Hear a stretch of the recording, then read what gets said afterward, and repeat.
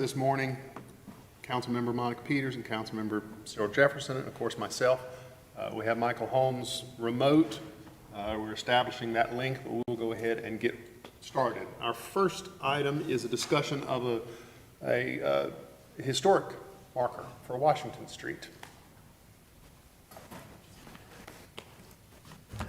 Good morning. I'm Dave Fensel, one of the senior planners in the planning department, and I coordinate the city's historic preservation program here with Chris Andrews, Development Services Administrator.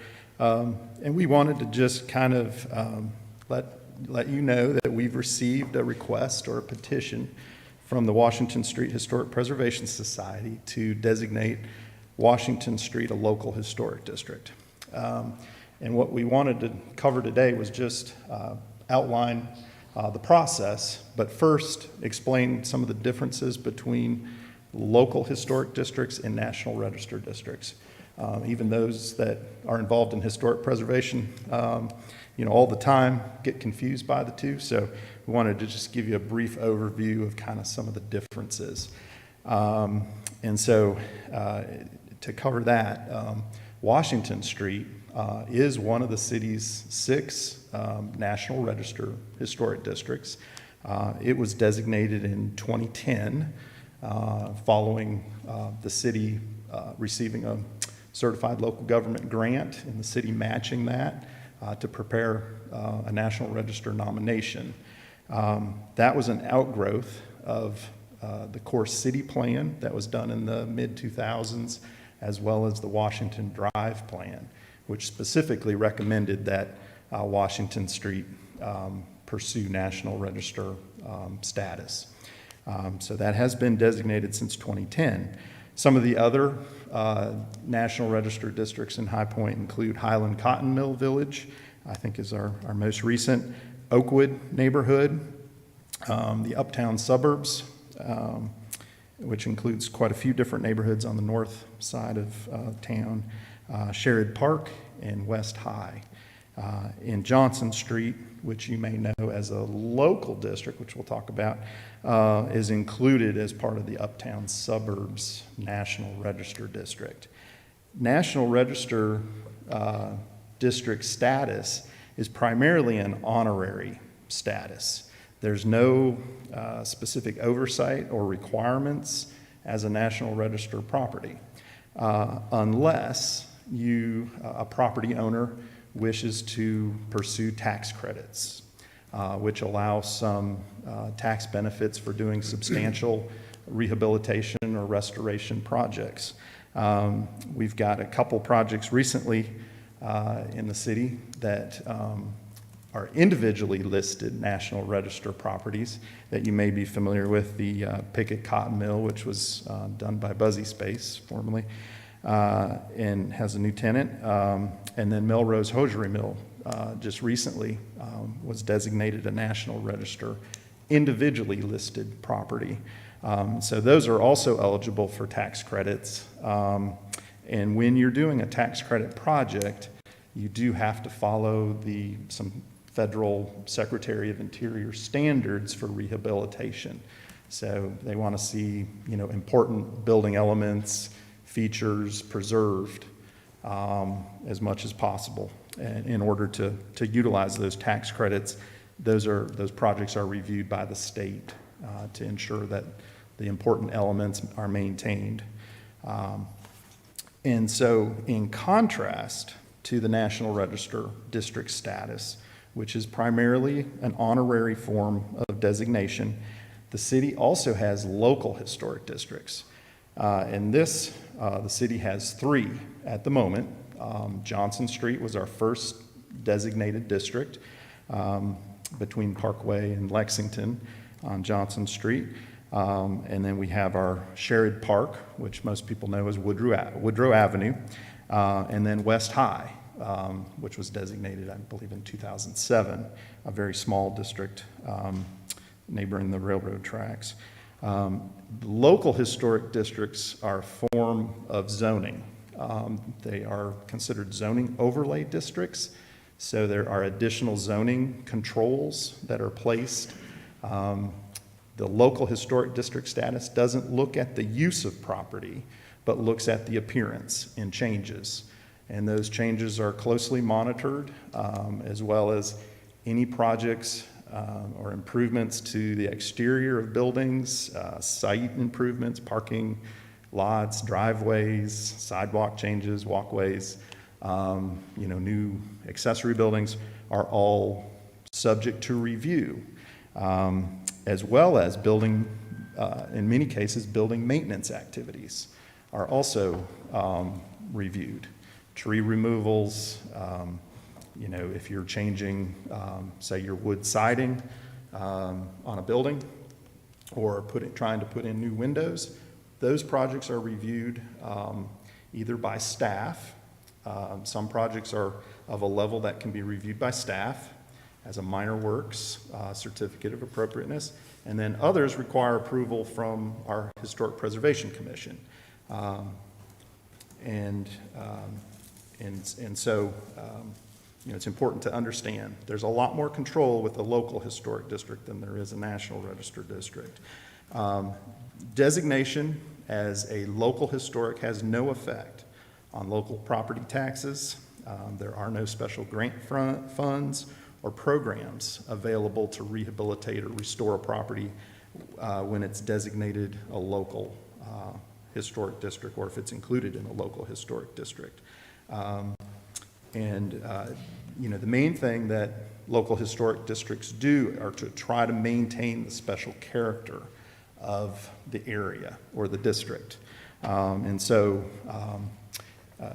Each of our districts is different, and there's different aspects that are trying to be preserved.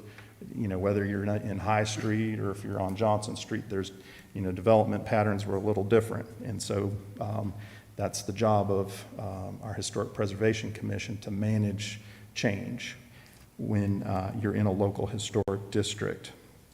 What I wanted to do next was just kind of go over the process. So we've received a petition from the Washington Street Historic Preservation Society to designate Washington Street a local historic district. As I mentioned, it's already a national district, National Register district. And so the next step would be for the Historic Preservation Commission or an outside organization to prepare what's called a local designation report. And what the local designation report does is it describes the boundaries of any proposed district and describe the significance of the buildings, the sites, the history of the proposed district in terms of historic, architectural, cultural significance. Once the designation report would be completed, then it would be presented to the state, North Carolina Department of Cultural Resources, our state historic preservation office, for its review and comment. And they have basically a month to review the local designation report and make recommendations, suggest changes. Then it would come back to us. And at that time, there would be a decision made, whether we propose to change the boundaries or alter the district in any way. And then the Historic Preservation Commission would, either give its blessing or, recommend the changes. And then it would be forwarded to City Council, who then would have the decision to make whether to proceed with moving forward with the local historic district process. At that point, the City Council would initiate a zoning change if they wanted to proceed. And so it would then go to our Planning and Zoning Commission. It could also be forwarded to other outside interested parties for their review and recommendations. And then once the Planning and Zoning Commission would review it, it basically follows a zoning amendment process. As part of that, we would want to have some public engagement and outreach, make sure everybody knows what this is and what it involves and, what it would mean to be part of a national register, not a national register, but a local historic district. And then after that focused outreach, City Council would ultimately, have the option to designate or not designate Washington Street as a local historic district. If it were to be approved, there would need to be changes made to the city's current design standards. This document was last updated significantly in 2017. It currently does not really address some of the types of buildings. We have some commercial buildings that are in Washington Street. So those design standards, design guidelines, as they're often referred to, would need to be modified and amended. A special character essay would need to be prepared, as well as some additional review criteria would need to be added so that we could, the Historic Preservation Commission as well as staff could review proposed changes to any buildings or the addition of new buildings within Washington Street. We do want to make sure that everybody understands the process. It does involve, there's a time element as well as some additional planning in terms of for property owners and developers that are wanting to do work that are located in a local historic district. Plans need to often be prepared for even sometimes minor changes.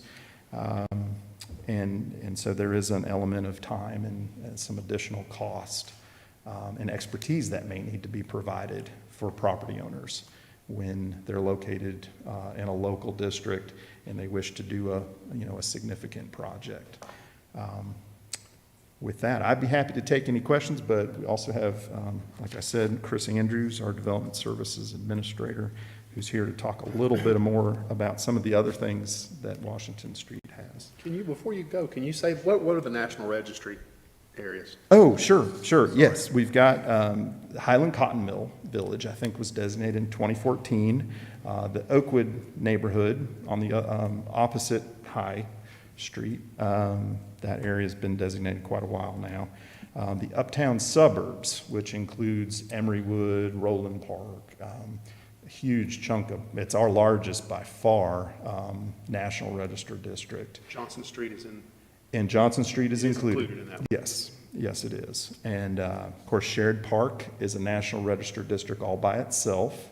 That goes back to the late 80s, early 91, I believe. And then West High, which was added in 2007, is both a local district as well as a National Register district. So Shared Park and West High are the same in that way, in that they're both designated as a National Register as well as a local district.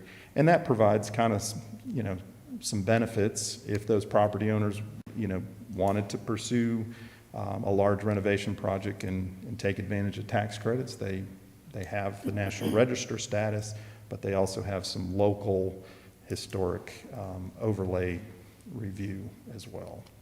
Thank you. Okay. Well, good morning, Mr. Chair and council members. Chris Andrews with the Planning Department. David provided an excellent summary, kind of the context of historic districts and how they're created, but I do want to provide some of the practical, some context of what it looks like kind of on a day-to-day basis, and then just some background on some of the things that we have in our development ordinance that may already be helping or could help with redevelopment efforts there. So first, in 2008, in response to the Core City Plan and the Washington Drive plan, which David mentioned earlier, the MXW zoning district was created for Washington Street. Now we have in place the MXD, which is the mixed-use downtown district. So we have two mixed-use districts within the city, and there's there are some general standards that apply to just any mixed-use district, whether it's Washington or downtown. And these are are dimensional and kind of site standards that you'd expect to find in a downtown district or a main street type corridor. So that means buildings are close to the street. Actually, in some instances, you have a maximum setback. You can't be further from the street as conventional development might be. There's no parking requirement in the mixed-use area, so you could, theoretically have a building that covers a large amount of a property without needing to put in costly parking. Building orientation considerations. You want buildings facing the street. These are think about the buildings that used to be on Washington and how the form of that if you were walking down it. And then there's some requirements about sidewalks, making sure that the mixed-use districts within the city have ample room for pedestrian movement. So those are some of the dimensional site standards, but there's also building standards. So we're talking about the physical construction of a building. And really, these are things that,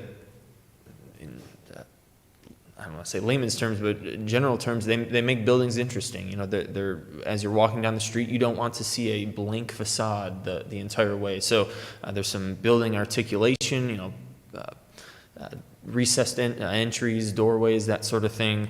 There's some facade material requirements, transparency. You want to be able to not to be able to just see in buildings, but to be able to have interesting places to be. Having primary entrances that face the street and ensuring that there's no drive-throughs or drive aisles in the front of buildings. And these are all just really building form things that help shape a downtown or main street feel. And so those have already been established and are in place now. So if development is proposed or was proposed for along Washington Street, those are things that our department would review when a developer wants to build something there. And those are without any sort of other layering of those historic standards as well. So in some terms, you may hear this in urban planning, a form-based code, or that's not what we have, but it is. We're not worried so much about the use, but how the buildings address the street. One of the other realities, and David kind of touched on it here, is that any exterior alterations to a building or a site within a local historic district require review by city staff or the commission, and each of those have tangible costs. There's an application cost. It doesn't fully cover, but it helps cover some of the costs of staff and commission review, advertisement in newspaper, that sort of thing. And these records, by their nature, have some sort of accompanying materials, drawings, and they're not the back of a napkin type sketches. These are typically renderings, architectural renderings, and also the cost or the time cost. Major works, COAs, like David said, are reviewed by the Historic Preservation Commission. There's about a 2-month time period between when something is submitted for historic preservation review, so that it can be advertised, agendas sent out, that sort of thing. So there is some time versus just being able to come in and apply for a building permit. So that's something to consider. Does it go to that review board first, or does it come through the city first? Typically, we would have a pre-application meeting, or they would consult. Most folks will consult our office if there's, they're making a major alteration to a property, but they would just go to the HPC. That's the only review body for the certificates of appropriateness. The other consideration and really a note here is that High Point's local historic districts are really composed of properties that were existing at the time. There hasn't been a lot of new building in each of those districts. So, if a district were established here for Washington Street, the historic commission would be looking at something different, the totally new buildings being built, and that's the nature of expanding historic preservation efforts. But that would be something that the commission has not historically seen, and that typically hasn't happened here in High Point, but that's okay. And then finally, David kind of touched on this, the mere presence of a historic district does not have any tie to grants, funding from the city. Historic Preservation Commission does have a small amount of funding to further historic preservation efforts within the city, but we don't have any projects or things earmarked for specific efforts. And then the other thing to consider is that the presence of a historic district does not stop any sort of demolition, especially through neglect. There's not anything that the city has in place for demolition by neglect, and so that's just something to consider. Of course, any sort of enforcement, building safety, that sort of thing is always in play, but there's not a higher standard here. And so today we just make these comments not to take any sort of position on the process, but just to, staff felt it was appropriate to lay out what some of the practicalities are in the establishment of a district for Washington Street or any other part of the city. And we are, of course, able and willing to answer any questions of the committee or any council members as the process moves forward, and to continue to assist with the historic preservation efforts within the city. So if there's any other questions, I'm happy to take them. I have a question. Sure. So I pulled up the map, and I just am curious how far east of North Centennial is the request to let's see. Sure. Like past Underhill?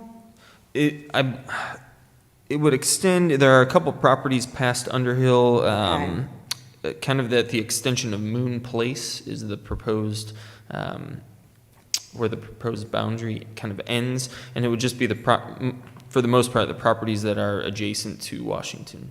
Okay. And right now, to give some context, the mixed-use district extends from North Centennial to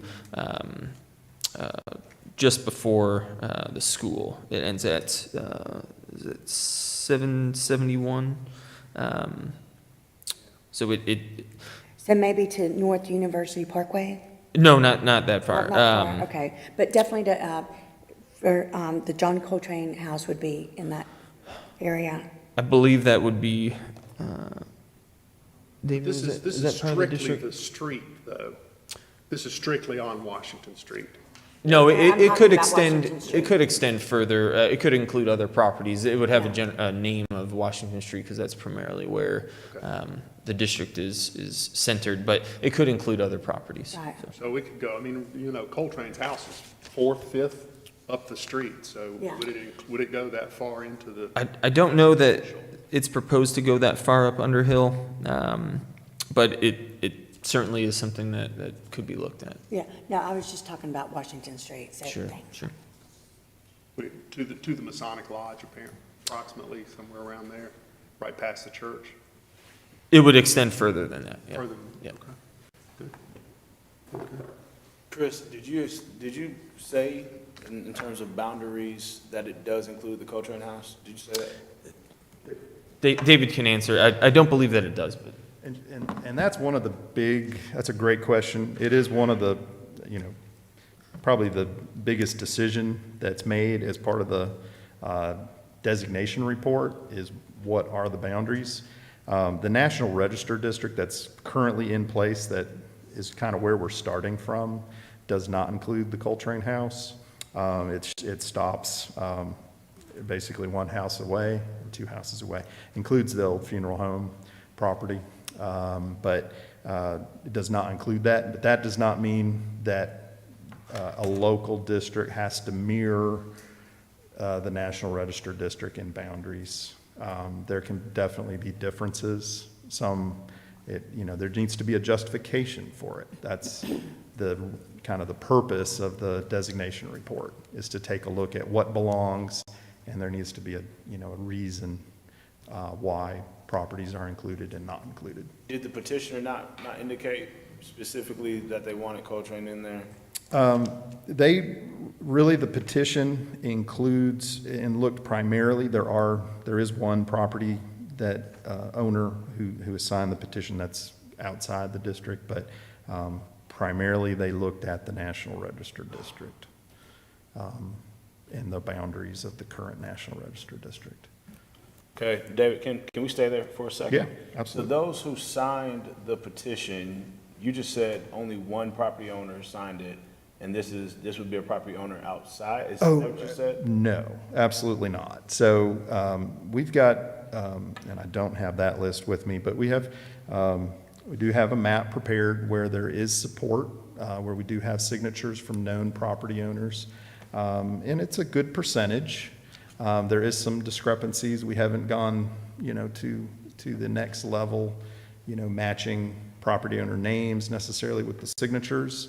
That would be kind of, certainly can be done. But there is strong support on the petition for property owners within the district. But there are quite a few absentee property owners on Washington Street that were difficult to reach. So and we don't have, there's a number of properties that we do not have necessarily support either way, or opposition to it. Just difficult to contact. Yeah. I know you said some of these still need to be verified, but at best, what's the percentage, would you say? It's definitely, it's around probably 70 to 75% of property owners at the moment. Do we have a threshold here at the city normally, I guess, based on precedent, or like, I know for traffic calming, there's like the petition process, I think it's like 60% or something like that. In these cases, do we have a threshold that we say, hey, we like to have this amount of property owners sign on? The only thing I'd ever heard, which when I started this job, quite a few years ago now, was it would need to be kind of a preponderance of support by the property owners for the council. And, every council has different kind of threshold. There is no set number. I know when Johnson Street and Woodrow, based on the information in some of the files, there was pretty overwhelming support, but there were definitely a few opposed to it, reading some of the newspaper articles at the time.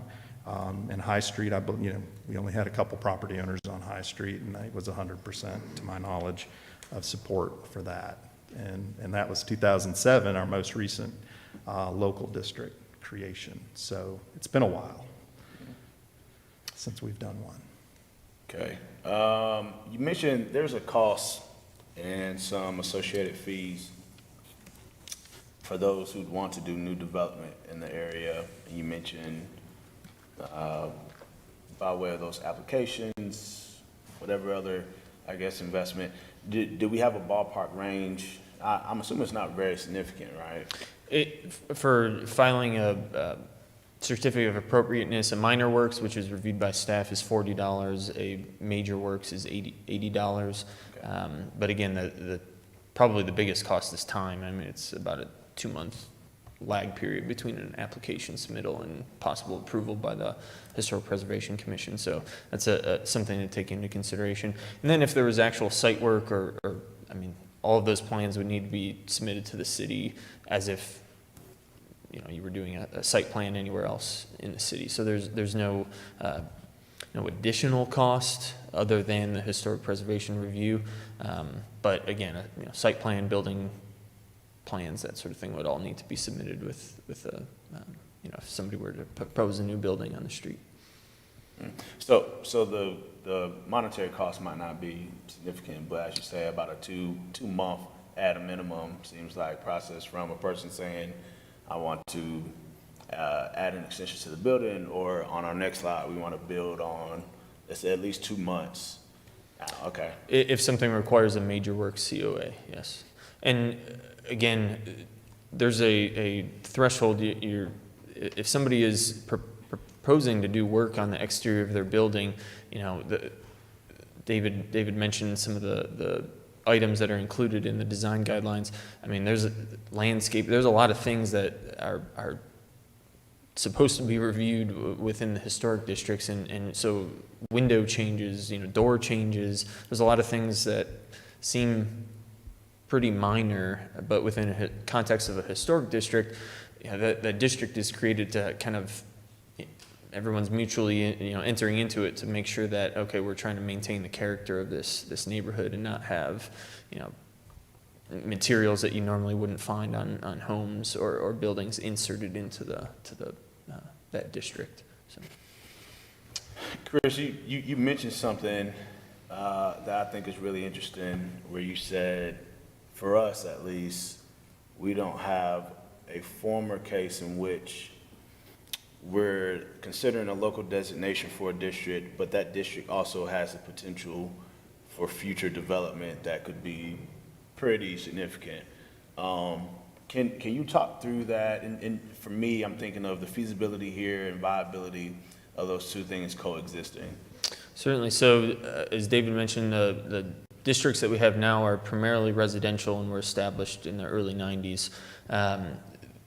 For a new district, that report that would need to take place would establish some sort of, it would look to see what are the character of the buildings that are here, and really establish kind of a baseline that the Historic Commission would need to use to compare when someone comes in with a new building to say, does this match the local character of Washington Street? And so that report would try to establish what that character is. And so if someone were to propose new buildings along the street, they'd be measured by whatever those standards that are established.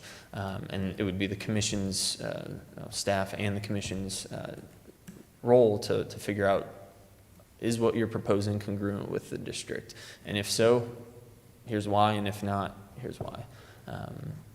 So yeah, we've not faced that before. So it would be new. It would be something new that the commission needs to enter into. But again, the baseline for comparison of what's congruent, what's not, would be established through that report.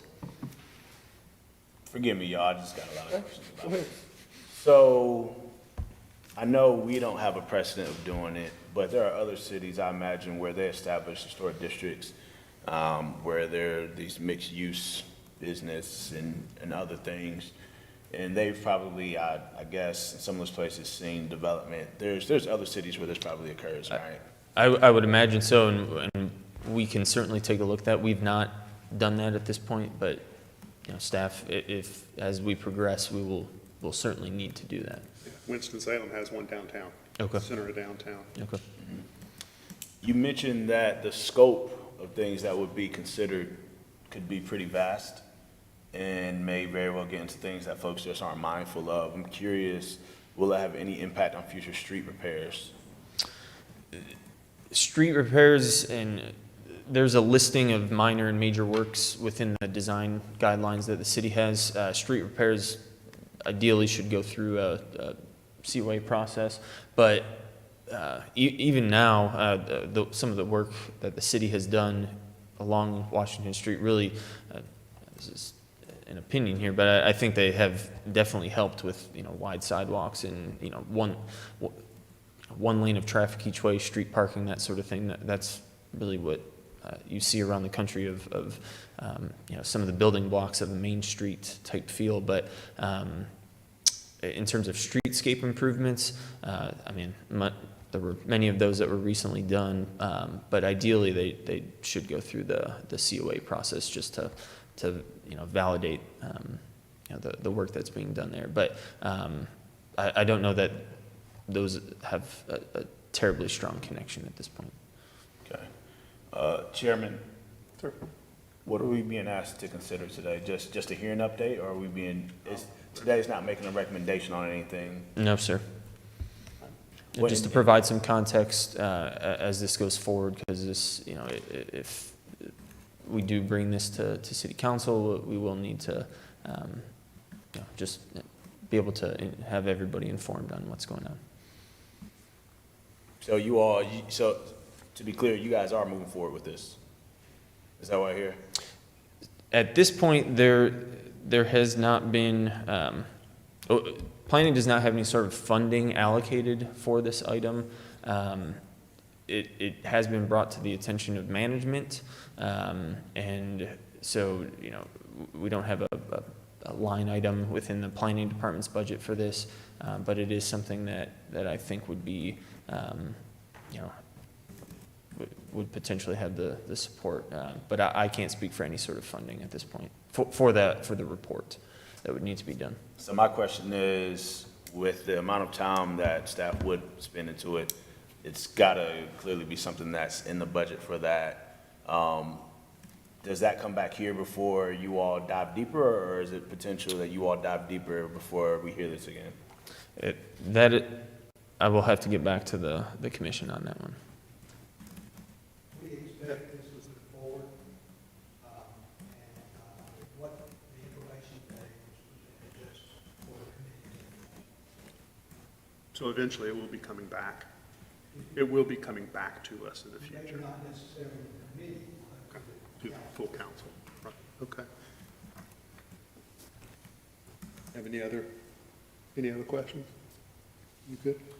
You know me, I've probably got at least, I'm trying to just be mindful of time. And if there's anything else that the committee, you know, desires from staff, we can certainly provide that information to you. Yeah, okay, thank you. You're welcome. Yeah, I have two Oh, questions for you. Number one, your socks are exemplary. Oh, thanks. Once this becomes a district, can you remove the designation if in the future people say we don't like this? That is a good question. I would imagine it would, I don't know the specific rules, but I would imagine it's the same process as establishing it, Yeah. much like a zoning change. Remember, this is a zoning overlay, so. Okay. Yeah, Johnson Street, by the way, is just, I mean, that's a fantastic 2 blocks. I love the look. Will sidewalks become a priority once this, any more of a priority? Because I know mixed use includes adding sidewalks, but does it? Now, there would be requirements when development takes place, but Right. aside from a sidewalk program or anything, there's nothing But it does connected here. not become more of a priority for the city to add sidewalks down? At least not through historic preservation. Okay.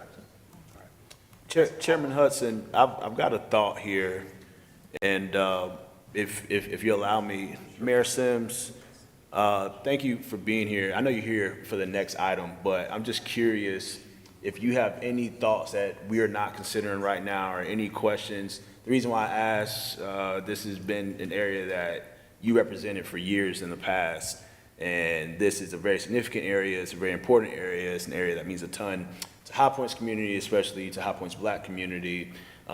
Just based on the conversation you're hearing, are there any really pertinent questions or comments or thoughts that you feel like we've not raised that perhaps staff and council should be hearing before we dive deeper?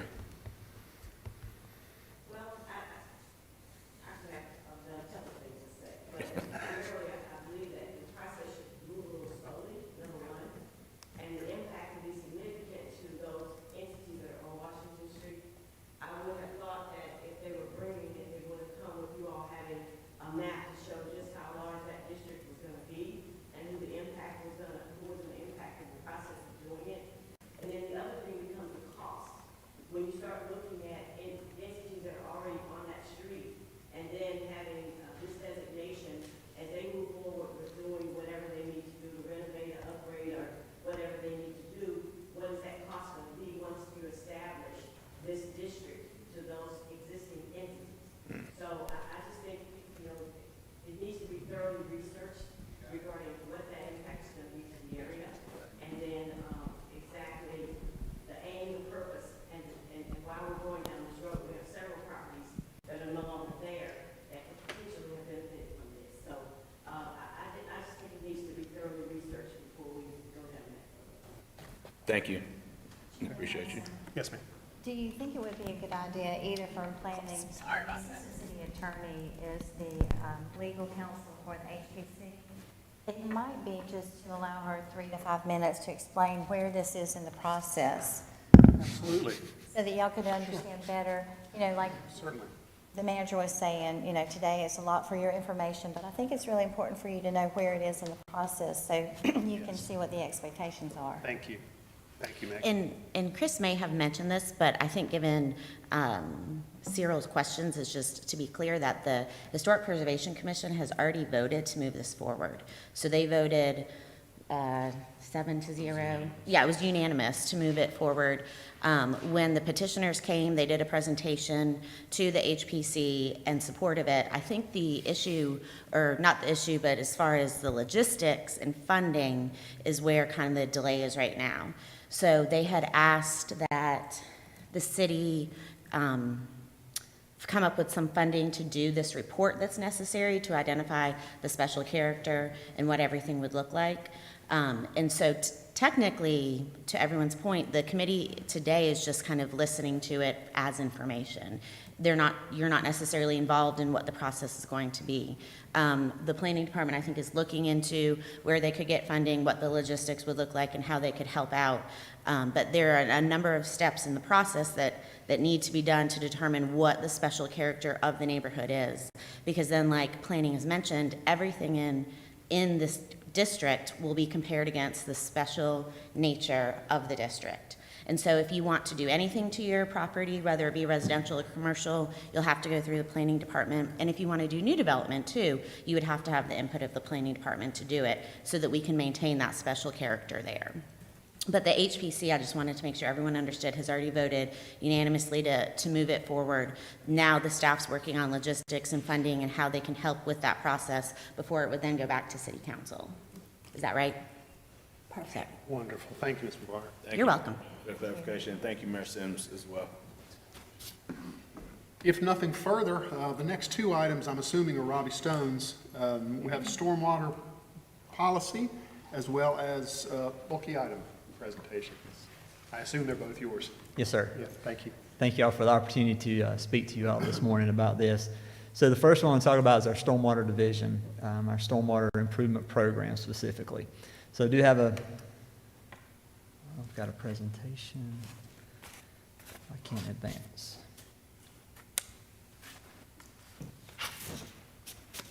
Okay, here we go. All right, so in our Stormwater Division, just want to give a little brief overview. Our Stormwater Division, we do have multiple different functions that we do in this division. I've listed those out here on the page. I'm not going to go through all those, but I want to focus today primarily on two functions. And it's bullet point number 4, but then we'll go into more discussion on bullet point number 5 here, the Stormwater Improvement Program. Within our Stormwater Division, we maintain work within the right-of-way with our ditches, our pipes, and then we also have a program where we'll work on private property. Just from those 2 points of action there, we have over 60 projects in the queue that are waiting for work to be done on those right now. Last week, as noted here, we had additional 6 requests for projects on private property, and we'll talk about that in a little more detail here. I want to back up and give just a little bit of history on the stormwater program. Many years ago, folks, maybe unintentionally, were not protecting our waters like they should have been. So in 1972, we had the Clean Water Act, created the National Pollutant Discharge Elimination System. From there, in '87, that was expanded through the Water Quality Act to give some more power, some more administration of that. Then municipalities with separate storm sewer systems, or MS4s, they needed permits in order to discharge into receiving waters. So in 1990, the Phase 1 NPDES program was issued for municipalities with populations of 100,000 or more. In '92, High Point established a stormwater utility. And then in '96, a Stormwater Division was established within the Public Services. And in 2003, we actually obtained our NPDES Phase 2 permit. So our Stormwater Maintenance Division, some of the typical things that you may see or hear about us doing is basically restoring ditches or pipes to their existing working conditions. The picture on the left here shows a pipe. Just over time, the ditch line will silt in, will fill up with debris. Oftentimes the pipe does as well. So then when we do have rain events or storm events, that ditch, that pipe does not function as it was intentionally designed to. So the division will come in and we'll restore it to the existing conditions as seen in the picture to the right. We'll reestablish that ditch, clean the pipe out if needed, replace the pipe if needed, so that it can perform as it was intentionally or intended to do in the beginning. Our stormwater maintenance, as I briefly mentioned, primarily consists of work within the right-of-way. So here is a aerial photography showing the magenta line or the purplish color line shows our stormwater pipe, and you can see the section of pipe running within the roadway here. That's pipe that we would maintain. If there's ditches within that right of way, we would work on those. As soon as the pipe exits the right of way, so for this property here, for example, that is considered private. That pipe is considered private and belongs to the property owner, unless there is a dedicated easement or something else that's been recorded stating differently. So our work primarily consists within the right-of-way unless we move into a project, a stormwater improvement project with a property owner. So for our stormwater improvement project, it's available to assist property owners with storm drainage issues or problems. And we as a city, if we deem the project qualifies, we'll come out and we'll clean debris out from clean debris and obstructions out to improve the water flow. We'll perform bank stabilization, which is what was done here in this picture. The bank had severe erosion, so we came in and reshaped the bank and established, put down some riprap to kind of armor that so that it would deter or eliminate future erosion. And in other instances, we will install pipe to contain flow that may need to be done for severe erosion purposes or access purposes.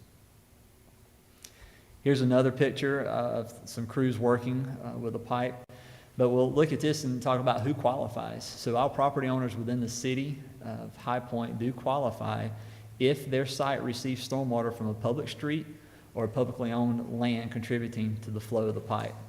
Now, this program is not intended for new construction. We don't want to have to come in and work on new construction projects that maybe were not installed properly or not properly designed. And it is not intended for any pipe structures that exceed 42 inches in diameter. So who's financially responsible? The property owner is responsible for the cost of the materials. The city is responsible for any engineering and design work, for the labor, and for the equipment to perform this work. So there is a cost share with both property or personnel there. So High Point's stormwater fee. We do have a stormwater fee. This is the Stormwater Division is the enterprise fund, operates off of the stormwater fee. So the residential billing rate is for one ERU or earned residential equivalent residential unit, and that is $4 a month. This $4 a month is calculated based on the average ERU, which equates to 2,588 square feet of impervious surface area per property. So that is what we look at across the residential unit.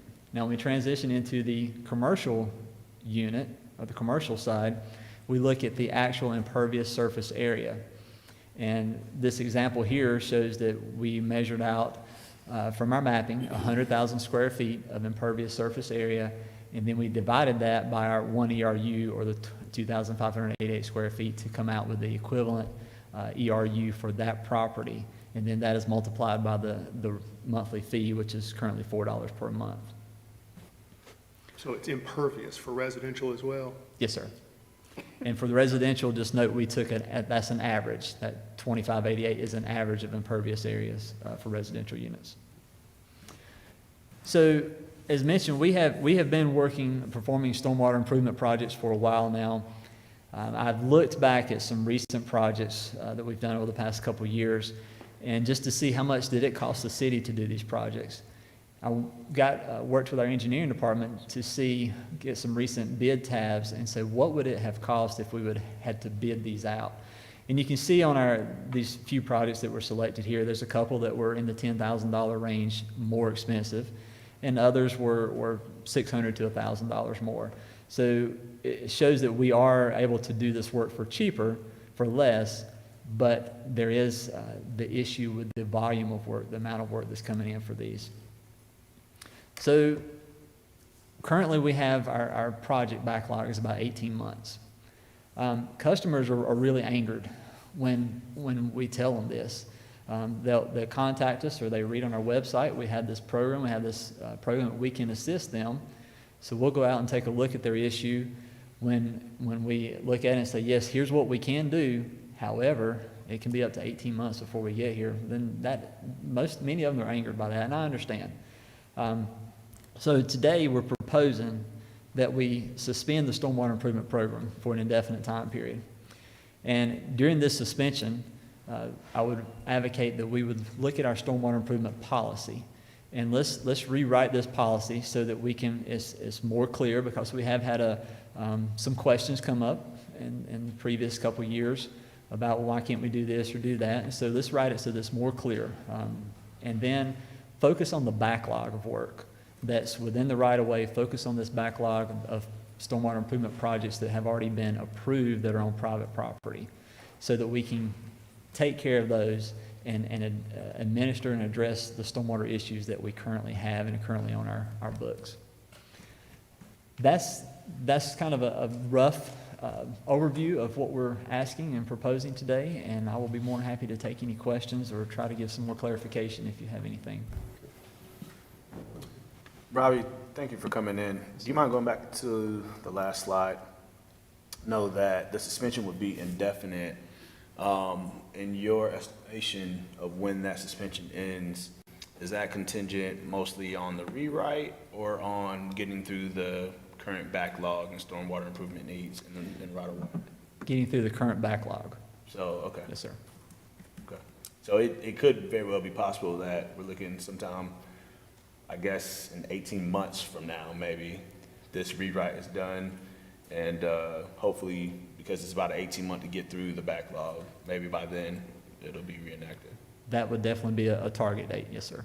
So essentially, it's really a wash. It's really just right now, instead of having folks apply and us not being able to work out all the kinks, they just reapply, and if they get on the list, they get on the list in 18 months from now, or they, so. Correct. If they're willing to wait, and we give everybody that option now. If somebody calls in with an issue of stormwater on their private property, and especially if they say, I can't wait 18 months, they do have the option to reach out to a private contractor to have this work performed on their property. I know the cost will not be equivalent, but they have that option so that they don't have to wait with that sinkhole or that severe erosion or whatever it may be that's on their property. Anything? All right, well, I'll make a motion to do exactly what you say, suspend the stormwater improvement, Okay. and during that time, give you the time to rewrite the program. I second it. Is that an adequate motion? Fair? Okay. There is a motion and a second on the floor. Is there any more discussion on this? If not, Ms. Peters, how do you vote? Aye. Mr. Jefferson? Chair votes aye as well, so that passes 3-0.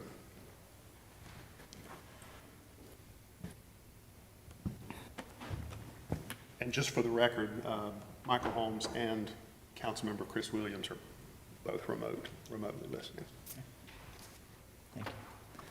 May we proceed Go with ahead. this? Go ahead with the Okay. second, yes. All right, so our next discussion is regarding our bulk collection in our environmental services group. I am Robbie Stone, as mentioned earlier, but I have Greg Holt sitting back here with me. Greg is our solid waste collection superintendent. Greg has done a phenomenal job for us. We have been getting, over the past couple of weeks, some good compliments of the group. I know a lot of times we hear complaints, but it is such a relief and blessing to get compliments. So I want to thank Greg publicly for his work and dedication to this group. So today we want to talk about our bulk collection and basically meeting the demands of the city. Just gave a brief introduction there. So let's start out and talk about what do we collect weekly. So currently our bulk collection operates weekly. Some of the things that we collect are sofas, chairs, mattresses, carpet, appliances, and other objects that are too large to fit into your roll-out cart. One of the things that we do advertise is we do not collect. It's not intended for whole house cleanouts.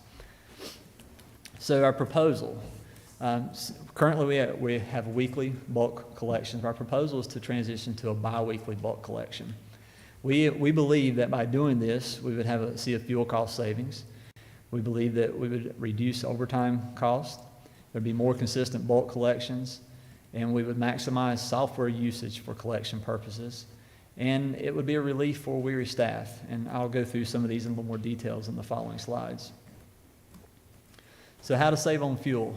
Currently, we have 4 bulk routes that cover an estimated 1,261 miles per week. Alternating the collection weeks, that number would be cut in half. The biweekly collection would allow bulk operators the time to address illegal dump sites that are often left to collect on non-scheduled work days, and thus reducing the additional driving and staffing needs and fuel costs. This will also reduce the monthly miles covered to around 2,500 miles and allow time for maintenance without causing delays in collection. So our current overtime cost, we looked at the last 3 fiscal years, and you can see how that overtime cost has increased over the last 3 fiscal years. And at the rate we're going, it's going to continue to increase. We believe that by going to a biweekly collection, that we can take these costs, cut these costs drastically and get them back in line with maybe where they were several years ago. The consistency in collections. By providing biweekly collections on scheduled recycling days, we believe that if we combine it with the recycling day, then that will help the customer to understand when their bulk collection is scheduled for and not have that unknown. 1 week will consist of 5 routes being collected, while the next week consists of 4 routes, just by the way the city and routes are broken up right now. The debris left at the curb every other week. Debris would be left at the curb every other week as customers adapt and revise to adapt to a revised bulk collection. And then also we believe that in talking with other cities, there will be less debris at the curb, which leads to a more aesthetically pleasing city. I know sometimes we ride around and we'll see, piles every week at the same properties or adjacent properties. And if we can get folks more on this mindset of a bi-weekly collection, and let's put it out there on those bi-weekly collections, we can have that increase, improve those aesthetics. Route efficiency. I mentioned the use of mobile technology to help us identify locations to service. By providing these bi-weekly collections, our drivers can go to a specific location that has been marked for bulk.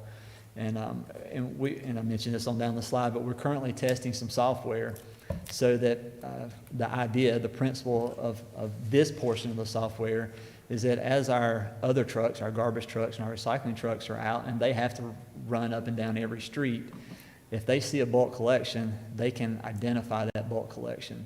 And then that would allow our bulk trucks to not have to access every street, but they access the streets where the bulk has been identified. So there's a time savings and a fuel savings, and so a higher rate of efficiency there. As our data supports, our trucks are servicing about 891 locations per week. That's 223 per day, which is around 22.3 locations per hour. So these trucks are constantly moving, stopping, collecting, and then going to the landfill to offload. So as I mentioned, we anticipate this will improve efficiency and minimize the number of miles covered and reduce the cost and fuel consumption. So why now? We have, for about the past 18 weeks, we've been working overtime primarily for bulk routes. If something has to be delayed, bulk is kind of the target. But we've had folks come in on Fridays. I think we've had a couple of Saturdays that folks have came in just to run these bulk routes. It's taken a physical and mental toll on the operators. Not everybody in our group can operate the bulk truck. And there's employees are weary with ongoing extended hours. These trucks on the routes run at least 8 hours a day. It's realistically more closer to 10 hours a day. And this does not allow the proper time for equipment maintenance. These trucks, the trucks and components on them, it recommends that they have access to the shop at least every 40 hours for maintenance. So with us running them 5 and 6 days a week, that is very limited access for that preventative maintenance. Employees worked, we mentioned the dollar amount earlier, was 1,367 hours of overtime within the year. And that equates to a little over almost $43,000, which is greater than the salary of a sanitation equipment operator 3 that would be operating one of these trucks. There's safety concerns as well. Safety is we try to keep that out in the forefront of all of our staff. Solid waste industry is the 5th deadliest profession in the U.S. Many accidents and incidents increase with overworked staff, and we understand that, and we try to be cognizant of that. The fatality rate for the solid waste industry is 34 per 100,000 workers. And I believe that it was last year there was 37 industry-related deaths, with the most common of those being involved with the transportation sector. We have also had, through natural attrition, injuries, and other variables that's led to shutting routes down and times and keeping the bulk constantly behind. And I think you all saw an email this week where we've had to do that. We do have a few routes up and running this morning, but we've had to, unfortunately, delay a couple of days earlier this week. Since March, we've lost about 8 equipment operators that were primary route drivers. Now, we have had a couple of internal promotions and a couple of hires that we are filling the gaps and making things work. And I want to pat Greg on the back here. Greg has he's come up through this industry, and even though he is the leader of this group, it is not uncommon for him to be out in a truck, operating a truck, and he can operate and run about anything we have. And as much as we need him running the operations, at times he does step up, and he's a part of that team and helping to get it done. Holidays, vacations, and sicknesses impact collections. We're experiencing that now. We have one injury, and it's kind of been a long-term injury that's out.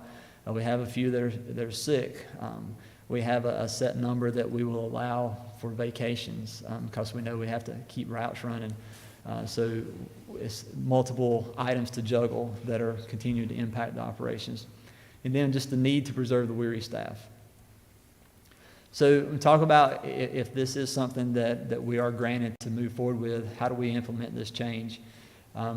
There's a few ideas here, and there's probably several others that we may gain as we talk about this in more detail, but send mailers out in the monthly utility bills, just letting folks know of this upcoming change. Talk about utilizing various social media platforms, work with Jerron and his group to help us to push things out. Share within our educational sessions. Our solid waste groups, we have educational folks that meet with schools and various groups and share through those different sessions, and then highlight it on the city website as well, just to try to get this word out of the potential change if approved. So that's kind of a brief overview of our request, our needs, and I'll be more than happy to try to answer any questions for you at this time. Does he drive this truck as well? Greg probably could drive this truck. Oh, my goodness. Robbie, I think I missed the first slide, but I just want to be clear to make sure I'm on the same page. Bulk collection, right, okay, so that includes when people put big stuff on the curb. Yes, sir. Stuff typically that's too large to be placed into your cart. I didn't know we could put that kind of stuff on the curb, forgive me. I know, I didn't either. I had no idea. So I'm thinking once a month. Seriously. Well, so other municipalities do have different schedules. I think we've set a very high level of service at Yeah. High Point with doing this weekly. Yeah. That's why we're asking to transition to a bi-weekly at a minimum. And I think we can get things a little more in line, along with keeping our city cleaner. And Absolutely. I mean, I keep talking about Winston-Salem. I lived there 20 years. They had bulky item 4 times a year. Is that right? Annually. Once a year. Once a year. And I Yes. mean, that, So I I say don't think we don't, realize how good our service is. yeah. You know? So I say go ahead and do a monthly transition, and then maybe we can do quarterly eventually. Well, y'all are just recommending at this point bi-weekly, right? We're recommending bi-weekly. If we look at a different schedule, I want to sit down and work with Greg. If we do monthly, we need to look at our operations to see can we access everything that 1 week a month, or is it still going to be a 2 weeks a month, or how do we access it with the resources that we have right now? Yeah. Right now, with the current resources that we have, bi-weekly will work. But Yeah. if we're directed to look at something different, obviously we can do that. So comment and question. The comment is that I wouldn't jump straight to monthly, only because if folks are used to weekly, jumping straight to monthly is probably a bigger jump than going bi-weekly. If anything, we go bi-weekly, see what that looks like, and then maybe we go back to monthly. My other question is around the cost. I know you mentioned, I think it was the 42,832 number, Yes, is sir. what we spent in overtime. Outside of what we'd saved there in that overtime, are there any other costs that we might recoup from cutting down like that? So we do believe there will be some fuel savings and hopefully some major maintenance costs, because we anticipate the trucks will be able to receive their recommended weekly or biweekly maintenance as recommended by the manufacturer. Any way to forecast what those figures look like, or we just kind of got to try it out and see? Fuel costs hopefully will be close to half. I can't forecast the maintenance, and I don't have that exact fuel cost for this, but I can't forecast the maintenance cost at this point. I'd love to know that number. Okay. I mean, I'm in support of it, I think now, because I think it just makes sense. We're gonna save money, period, and if we're already offering creme de la creme in this area, I think we can cut back to just a little bit underneath that for sure. But assuming, and heck, I don't think we need that number before we take a vote on it today, but I think when it comes to full council, whenever we hear it next, if someone else asks that question, it might be helpful to be able to Yes, say sir. our fuel costs are currently this, if we cut it down, looks like this, and maybe if the manufacturer is able to give us a quote on what the maintenance numbers could be reduced to, I think that also be helpful for the full Sir. body to consider. Okay.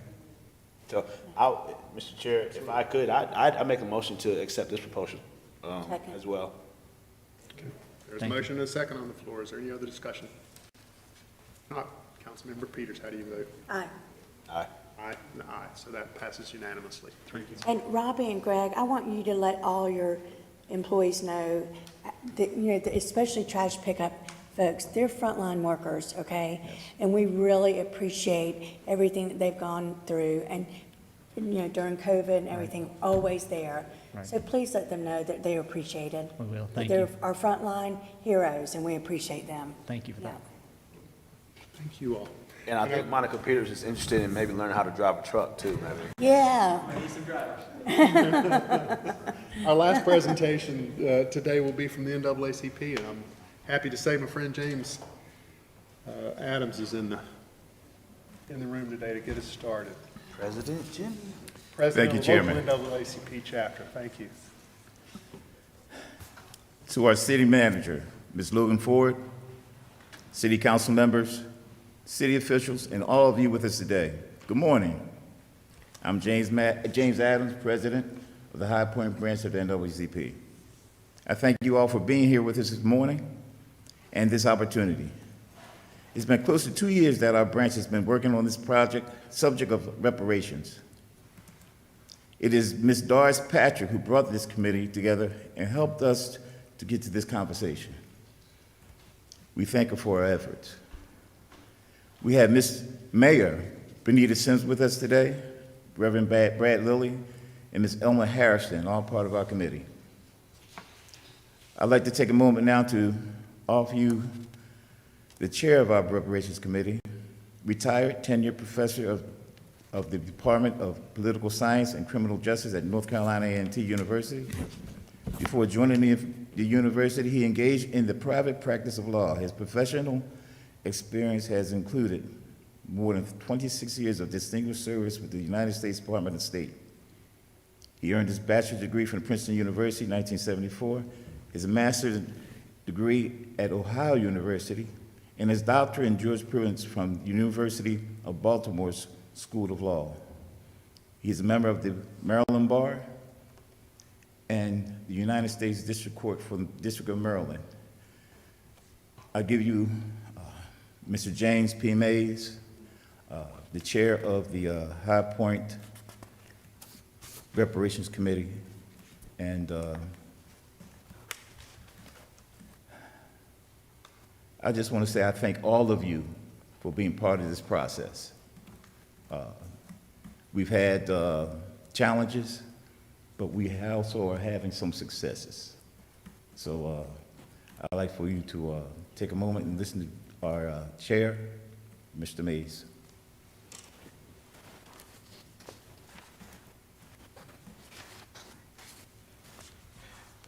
Good morning. Good morning. I'm going to thank you all for being here this morning, to the chair of this distinguished panel, to all the other panelists, we thank you for your work, the city council members. I would also like to thank the committee members, as my president just did.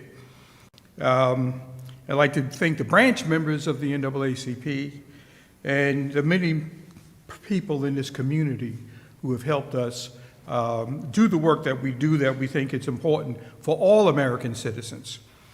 Our motto, the branding, thanks to our member Elmer Harrison, has been one High Point, one community. And we want to emphasize that, especially in these times when some of the discussions we have, right, can put us on different sides of the table. I won't say opposite, but different sides. So to start, let me just make an observation. You've probably heard this story told better. There were two friends, two young boys, and one was a Baptist and one was a Presbyterian, and they decided to go to each other's church. So the Baptist kid went to the Presbyterian church the first Sunday, and as he sat in the pew, he kept asking his Presbyterian friend, well, why does the minister do that? And why are people doing this? And it went on, and very patiently, his friend, the Presbyterian, explained to him. The next Sunday, the Presbyterian boy went to the Baptist church. They sat in the front pew, and as the minister got up, and he took off his watch and laid it on the podium, and the Presbyterian kid said, my minister doesn't do that. Why did your minister do that? And he said, the Baptist kid said, well, to look at the time, keep track of the time. And the Presbyterian kid said, well, what does that mean? And the Baptist kid turned to him and said, not a damn thing. I'm not going to take too much time this morning. I'm going to keep my wristwatch on my wrist. But I want to make sure that I go through each of these slides so we can have a conversation. And I left packets for each of the members of this committee. And we do have a PowerPoint. Is that something I can operate from here, or? Yes. We'll let our assistant manager go grab IT. Okay, so while we're waiting for the technology, we are here today because on May the 17th, our President James Adams made a presentation to the High Point City Council requesting,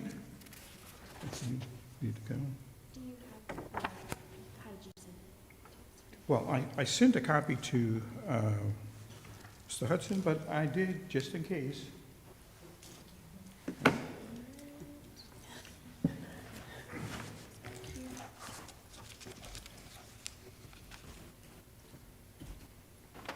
Sorry, that got forwarded to everyone except her. Except her. Okay, that's all right. I apologize. I used to be a scout, right? You always got to be prepared, That's right. So let me bring my thumb drive. Okay. Now, she just needs to bring up the right file, so I won't be embarrassed here. On the 17th of May, there was a presentation made, and the president of the High Point branch of the NAACP asked City Council to consider creating a commission in the city of High Point to explore reparations. There was some discussion that night, and it was decided unanimously that this matter should be referred to the Prosperity and Livability Committee. Subsequent to that decision, we were in touch with Mr. Hudson, who scheduled our presentation this morning, where it is our aim, where we want to go with this, is to convince you that it is in the best interest of this community to create such a commission and to charge that commission with the specific responsibility of exploring, deliberating, discussing the issue of reparations for African American citizens of High Point. And so the resolution which we have provided copies in the packets, and there are other copies on our website that you can take a look at. But it asks for two things. The purpose of the resolution, and I'm quoting here, is to study and consider a municipal apology and proposal for reparations for the institution of slavery, its subsequent, okay. You don't mind if I talk over you? Not at all, please Okay. continue. I'm sorry, no. Its subsequent de jure and de facto racial and economic discrimination against African Americans. And you can find that in the resolution, the section 1, the summary. And secondly, the purpose of the resolution is to establish a commission to study and develop reparation proposals, to identify, compile, synthesize the relevant corpus evidentiary documentation in support of reparations. And that's in the resolution, sections 2B and sections 3A1. Okay, so let's see here. Maybe I can navigate this. Oh, no, this isn't mine. Okay, I'll wait till she comes back.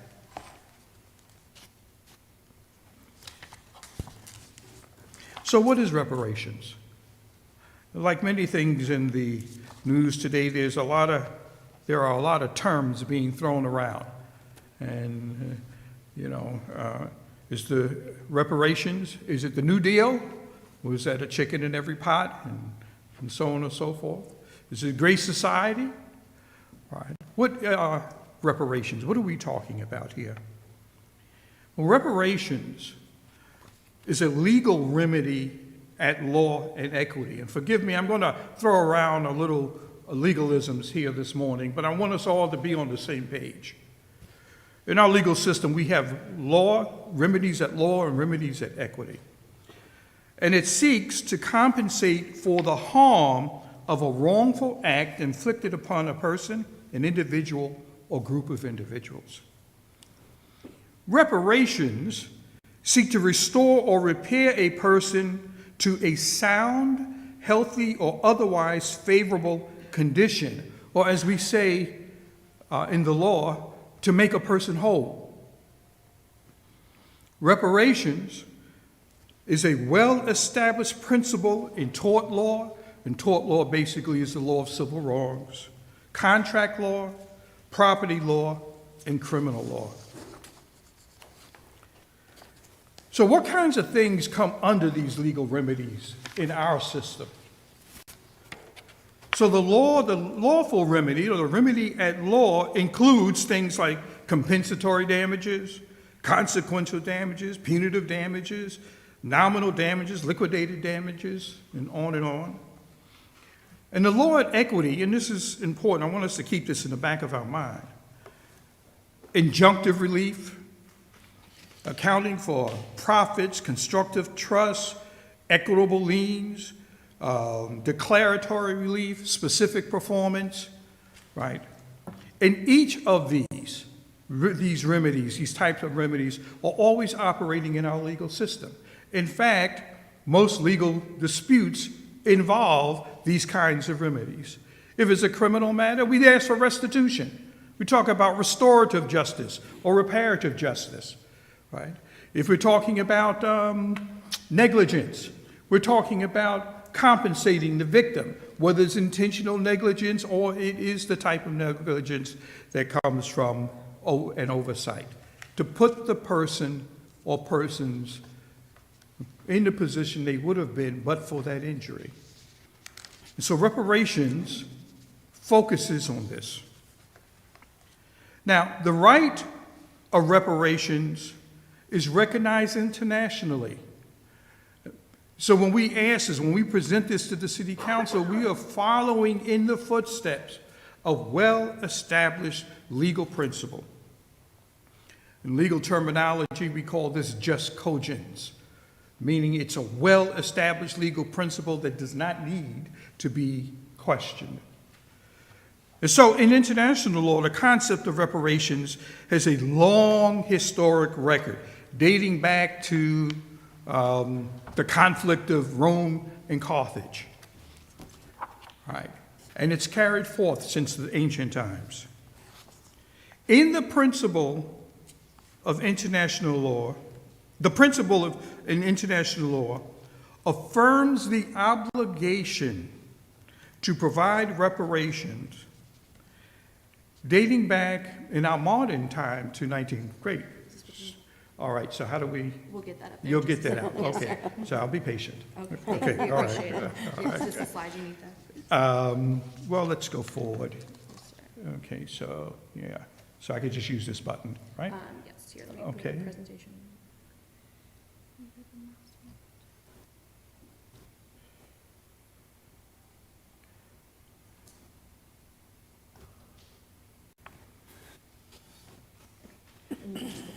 Okay, great. And so we'll wait for the curtain to come up, and then you can all see what I'm seeing. Thank you. My apologies again. No, that's okay. My fault. All right, let me just go back one, and if it pops, there we go. Great, okay. So let's go to the next slide. So under international law, reparations consist of 5 things. And I need to say that the United States is a signatory to the Convention on Human Rights that includes reparations. And all reparations initiatives include 5 things: restitution, compensation, rehabilitation, satisfaction or disclosure of the truth, which can refer to declaratory relief, and guarantees of non-repetition. In other words, that whatever wrong took place before is not going to happen again. Okay? We want to make sure it doesn't happen again. Oh, let me go back. And so, for those of you who have the presentation, I endeavored to put where you could find these references that I'm making. All right, and I believe, Mr. President, we could post this on our website so the public can go and look this up and, go over the sources that I'm using. So what are some historic examples of reparations? All right, since we're talking internationally. I'll just run through these. West Germany, of course, paid reparations to the state of Israel for the Holocaust. Not only did the reparations include restitution and compensation for people who were survivors of the Holocaust, but Germany is still paying reparations. So it's not only the people who were directly harmed, but it's all the descendants of these people who were affected by this Holocaust. The approximate amount of payments up to date is about $89 billion.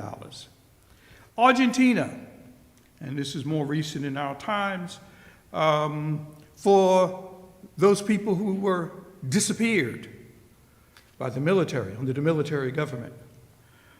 That's where their term, nunca más, never again, okay? No repetition will happen again.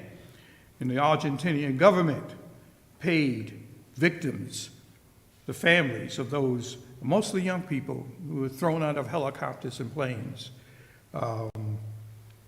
Canada, I mean, we've seen some things in the news lately about the Indian schools, right? Discovering the bodies of children. In one particular case, they gave over 250,000 square miles of land restored to the First Nation people, the Inuits. And the government of the Republic of South Africa, they didn't complete their execution of the reparations, but nevertheless, it's an example of a decision being made that for the practice of apartheid, that the government owed some restitution, some compensation to the people that suffered it. And finally, as an international example, we have Japan, and they are still paying on this, right, to survivors to women who survived the World War II disgraceful situation of servicing the Japanese troops who were in Korea and elsewhere. So you said, okay, Ms. Mays, that's international. Well, we're in the United States. Let's talk about right here. In the United States, the principle of reparations is well established in civil and criminal law. Both common law and statutory law recognize the legal and equitable remedies of restitution, compensation, rehabilitation, satisfaction of declaratory relief, and guarantee of non-repetition or specific performance. Examples of reparations in U.S. history? I'll give you a few, right? And there's a much longer list. There's some 50 to 60 examples that exist in a document. I couldn't put all those examples here, or we would be here for a long time. So I tried to pick some things. To an individual, Belinda Sutton, or Belinda Royale, who sued the former estate of her owner, and she was awarded a pension. This was in 1783, General Sherman, and we've all heard about the 40 acres and a mule. Again, a government order. It was a field order by a military officer. The First Nation remedies, and there are many, many of these where treaties were made with the various nations. Those treaties subsequently were broken, and the government recognized the validity of these treaties and compensated and tried to make these people whole for the injuries that they suffered. And I give some examples here. The Pueblo Lands Act of 1924, the Shoshones Act of 1927, the Indian Reorganization Act of 1934, the Indians Claims Commission, and there were maybe 20 or 30 in different nations involved in that. The Navajo Hopi Rehabilitation Act of 1950, House Resolution 471, restoring Blue Lake to the Taos Pueblo in 1970. There are many others. Reparations in the case of the Tuskegee experiment. Victims and their heirs were awarded damages. I think we're all familiar with that. Again, another disgraceful episode in our history. The Civil Liberties Act of 1988, compensation to survivors of the Japanese internment camps. That's well within our lifetime memory. Rosewood, Florida Massacre, 1923. Survivors were awarded damages. There's a remedy at law. Forced sterilizations here in North Carolina. Okay. I went out and I took a look at the report from the commission on the sterilizations. It's a rather moving report. And numerous educational and religious institutions have elected to pay damages for past wrongful conduct with respect to slavery, Jim Crow, and discrimination. Reparations. It exists as a lawful and equitable remedy on the international level. It exists as an equitable and lawful remedy on the national level. But you say, again, raise the question, Mr. Mays, we're in North Carolina. Can we do this here? Right? And I have an answer for you, of course. Does North Carolina recognize the legal principle of reparations? Of course it does. And I give two examples. And I won't be long. We're about to wrap this up. Right? North Carolina recognizes the concept of restitution in its civil and criminal law. And I specifically refer to the criminal law here, the concept of reparative justice or restitution, and in some cases, it is statutorily mandated restitution. And I give you two statutes to look at, Section 15A, 1340, point 34, and Section 14-43.20. And referring specifically to an actual case within our lifetime that we can point to where the state of North Carolina gave reparations. Again, we refer back to the Eugenics Compensation Task Force. It awarded damages to living victims of forced sterilization. Guilford County between 1946 and 1968, forcibly sterilized 167 people. It was one of the top counties in the state for forced sterilization, which on average was 7.6 people per year. And this included men and women, and it included black and white and other, okay? But it happened, and the state said, we need to compensate for this. And I don't know if you remember Governor Perdue's comments with regard to why this must be done. It'll be a good read to go back and take a look at that. Why do we need a reparations commission now? Well, I suggest to you there are 3 reasons. First, the convergence of contemporary events.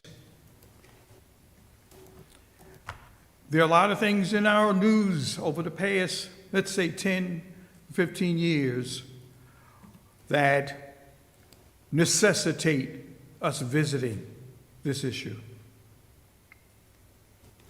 The persistence of historical intractable challenges. And we know what those challenges are, challenges in education, in employment, in housing, in healthcare. I'm quite sure you've had many discussions about those things in this city council, in this chamber, in criminal justice. And the fact that there has been an emergence of an opportunity for change. And if you look at the people that have taken to our streets, that have filled our legislative bodies, whether it's city councils, state houses, even our national capital. They come from every race, ethnic group, age group, religious group, right? The coalition building, and people saying, we can do better. This is an opportunity for change. And reparations is a part of that change. High Point, North Carolina has followed the historic pattern and practice of the United States and the state of North Carolina. It was a slave jurisdiction. It maintained and enforced the racial caste system. It was a Jim Crow jurisdiction and maintained and enforced a racial caste system. There is a proximate cause, and I know that there's a lot of discussion about this.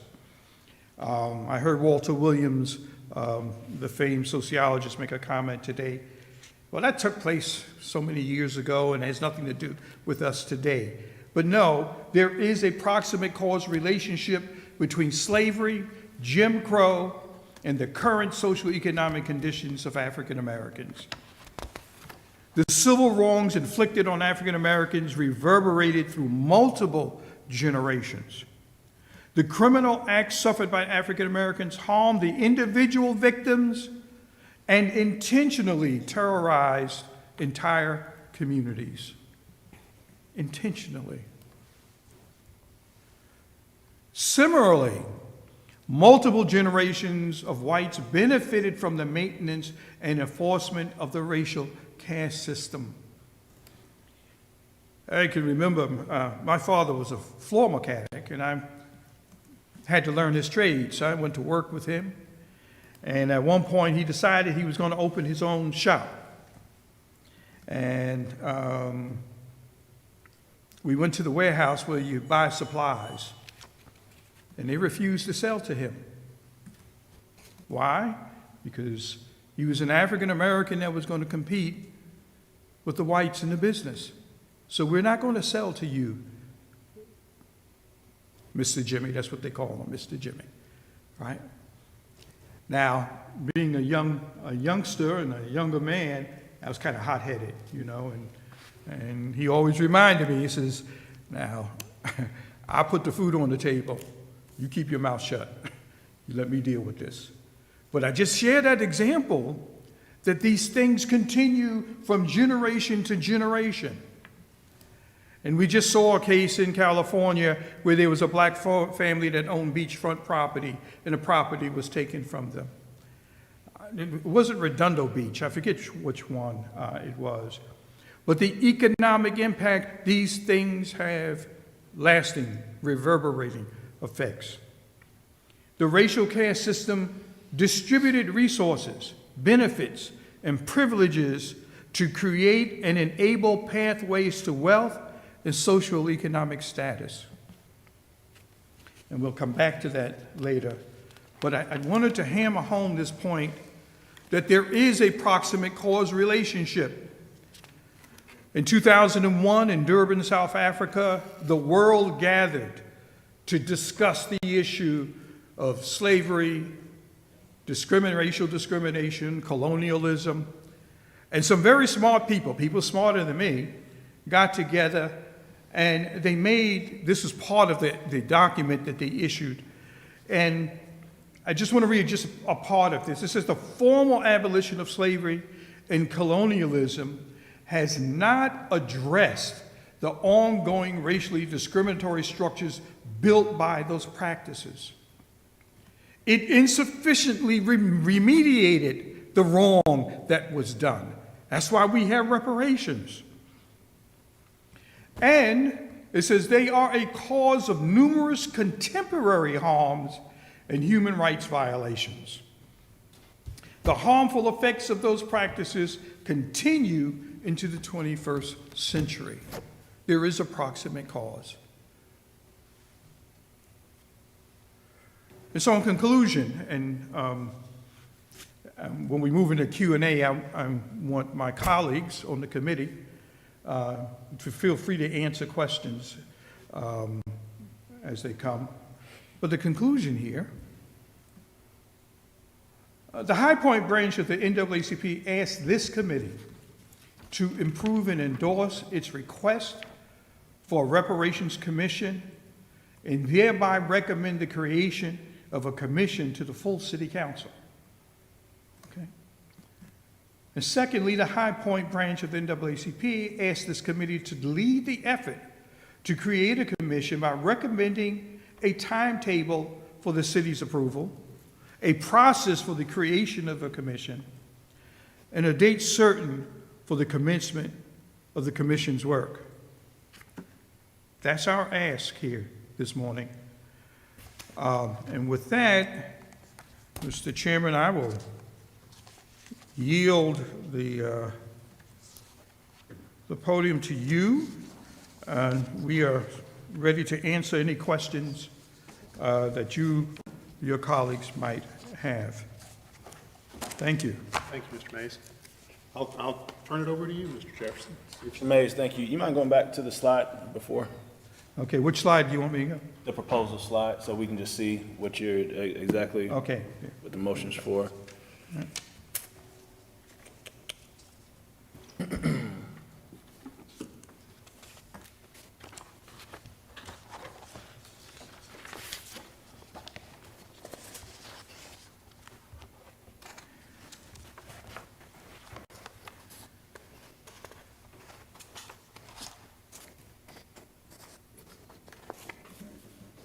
Your question again, Cyril? Councilman Cyril? I'm looking at the slide.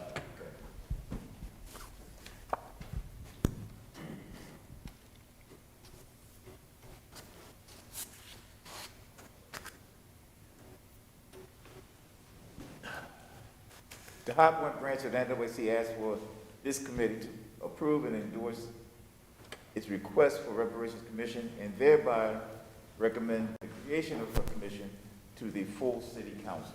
I'm good. I can read it. I'm good. I'm trying to figure out how to make the motion, because certain things here, do we make it as one motion? Do we make it as two motions? I'm trying to consider the question I was getting ready to ask legal. Thank you.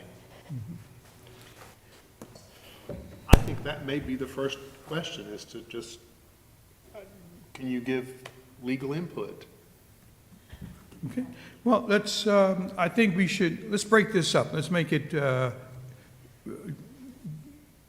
as they say, put it where you can get it.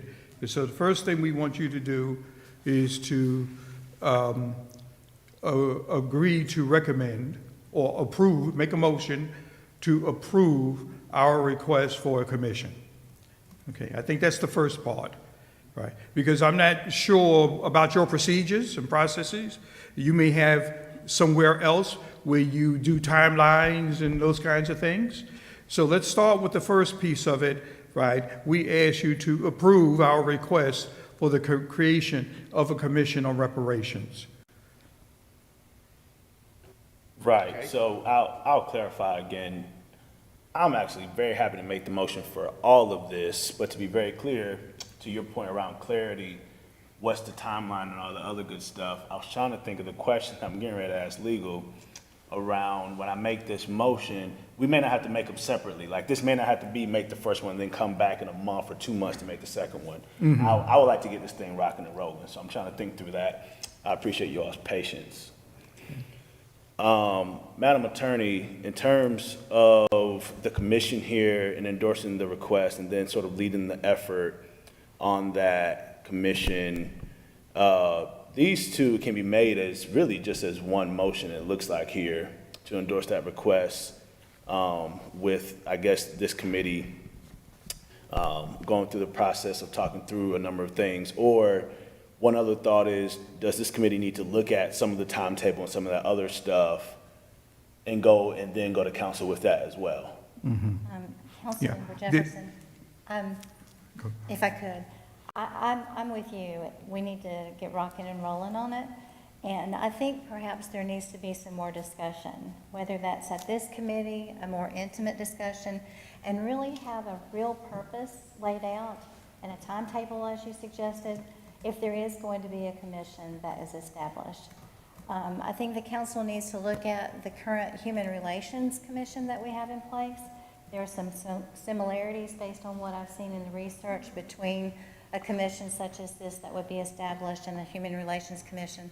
Of course, we know that they're already taking on some more responsibilities now too, so that's something that you guys need to consider. I do want to say, Mr. Mays, Professor and Attorney Mays, how much the city appreciates you bringing this to our attention and beginning these discussions. And of course, me as an attorney, I really appreciated the history here. I'm not sure that other people would, but I loved looking at that history legally and seeing where we've been and seeing where we're headed now. And I think it's a good opportunity in time, especially given today's environment, that the council really digs into this. And by digging in, and this, again, it's the legal opinion, but also looking at strategic, approach to it, is really taking the time to look at where perhaps there are areas that the NAACP sees the city is not meeting a standard, so that we would not be establishing a commission if the council decides that without a real defined goal or goals to be matched, and with a timetable along with that as well. With regards to reparations, and I'm sure you guys have seen this if you've visited other North Carolina municipalities, you know that we are a creation of the state in North Carolina. I'm sure that you also have heard of Dillon's Rule. I love talking with this other lawyer here about this. So so often that what the federal government can do, what the state can do, we cannot do unless it's actually in writing in the statutes that the state allows us to do it. And that may be, again, it may be, what I have seen from the other cities across the state, you don't really see a lot about the reparations because there's a questionable area there as to legally what the cities are allowed to do. But that doesn't end the conversation at all. And I think getting down to the specifics, really talking about apples to apples, really looking at what the city currently provides that may fall into some of the categories that a commission would be able to accomplish, looking at whether there are shortcomings that you guys could identify for the council, and really more intimate, more detailed, clearly, staying within the legal realms of what the authority is. So that's a lot of just my ideas and throwing it out there. I'd love to hear more discussion from this committee. And it's our belief that a commission would be the forum where we could talk about these things. We could look closer or closely at the law and home rule and what municipalities and counties are able to do. Well, under remember, the home legal rule government. doesn't apply in North Carolina. If Yeah. it did, we would have a lot more flexibility. It's the Dillon's rule that we have to abide by. And I guess, you know, coming from the other side of creating a commission, if that is the will of the council as a whole, having not just the creation of a commission, but creation of a commission with certain things laid out for the accomplishment. Again, to me, that would be rubber meets the road, not just creating a commission, but actually seeing some action and some evidence of the action. Right. But back to the council. Okay, my colleague, I appreciate the comments that you made, Joanne, and I understand kind of sort of where we're headed with this, but I honestly believe that there is not an existing entity in the city that can address what we've just asked for. The Human Relations Commission has a full plate with everything that they're working with right now. And what we are asking is for a dedicated commission that's only addressing the issues that we're talking about around reparations. We don't want it to get all mixed in with everything else that's going on within city government, and we want to be able to have an honest and open dialogue about what needs to happen, whether, and how we proceed down that road. So understanding that you want to deep dive into what that is, but the deep dive happens through the commission. You can't solve the issue before you establish the commission and then say we're going to move forward. And that's what that sounds like when we start saying, let's talk a little bit more about it, what the goals are. All that's going to be a part of the work of the commission, not a part of everybody on the front end determining what that's going to be, and then the commission will then meet and talk about it.